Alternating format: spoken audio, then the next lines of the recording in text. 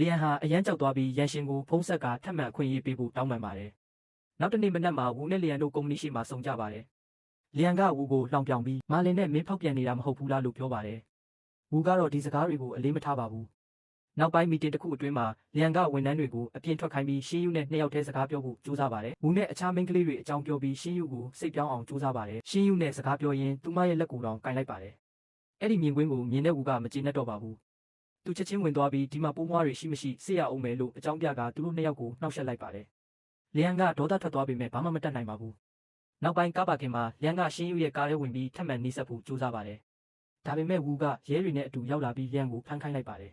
။အကြောင်းကတော့အရင်ကကုမ္ပဏီဒေတာခိုးယူဖို့စူးစမ်းခဲ့မှုအတွက်ဖြစ်ပါတယ်။လျံကိုရဲဖမ်းသွားတဲ့သတင်းကရန်ရှင်စီချက်ချင်းရောက်သွားပါတယ်။ရန်ရှင်ကအရန်ဒေါသထွက်သွားပြီးရှင်းယူရဲ့ကုမ္ပဏီမှာအရေးကြီး USB တစ်ခုကင်ထားတဲ့ဒုတိယအကြီးဆုံးရှယ်ယာရှင်ကိုပြန်ပေးဆွဲဖို့အမိန့်ပေးပါတယ်။